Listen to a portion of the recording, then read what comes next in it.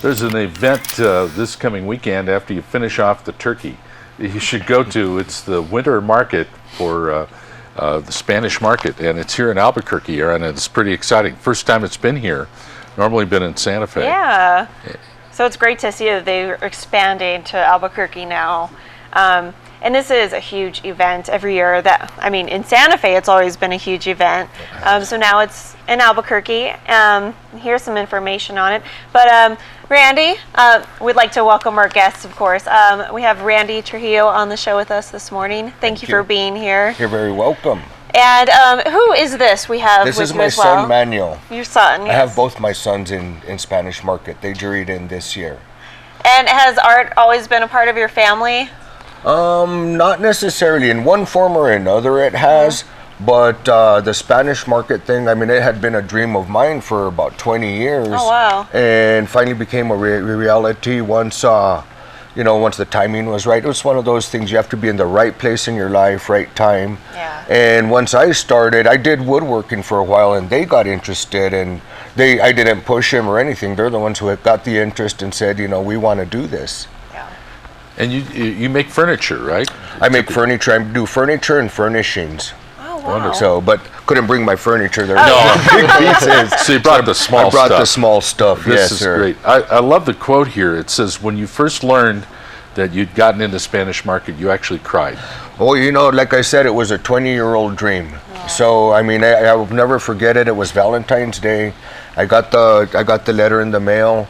And I told my girlfriend, I said, should I open it or should I wait? Oh. And she says, you have to open it. And I opened it, and when you see the congratulations on top, I lost it. Wow. It was very emotional. This is something that I keep real deep in my heart. It's something, it's a tradition I'm carrying on to my sons.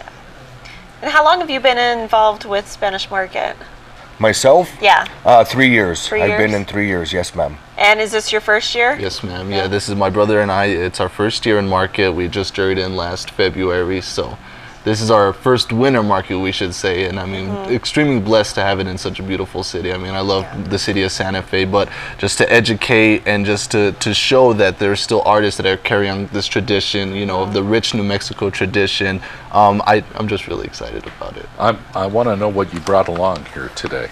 Okay, this is basically like a praying station. It'll have a candle here. I'm going to have you turn it around.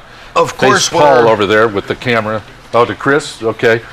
Just kidding, over here. Right over here. I'm sorry. Of course, market is on Friday, so we're still finishing our stuff. That's what we do. We finish all the way up until right before we get there. Yeah, I'll bet. But this will have a candle here, and what people would do is they'd go light their candle and they would pray. So you have the cross, and that would give them some place to pray. Spanish people were very religious and are still at this time.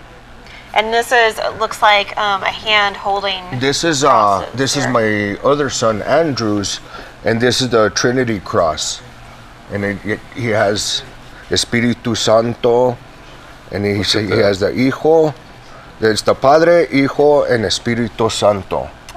And it's the praying hands holding the cross. That's so cool. And that's very unique, too. I've never seen anything like that. And his explanation of why it kind of came to him was mainly because when he is praying, he is praying to the three. He's praying to the Father, Son, Holy Spirit. And so just envisioning that and while creating it, he just thought that was very unique. And just how he did the three crosses into the hand.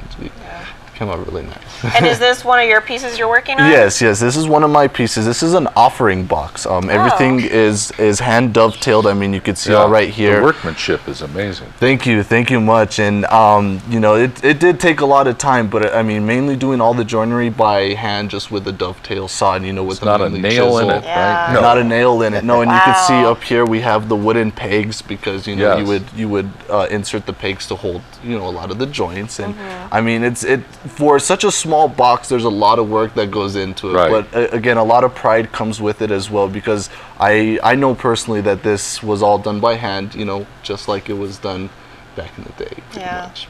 Well, that's awesome. And how long did it take you to make this piece? Well, up to this point. Up to this point, it's taken me about a couple weeks. Oh, wow. It has, yes, because I love taking my time with it, and you can kind of see, afterwards it speaks for itself. Yeah. What strikes me so much, and we've had other artists on, and they're all part of a big family that does this. And that's what's so wonderful about the artisans that do this. This is a family. It's a big community. It's not just a project. It's who they are, and it's so moving to see this. And Randy, you're a great example of that. Thank you.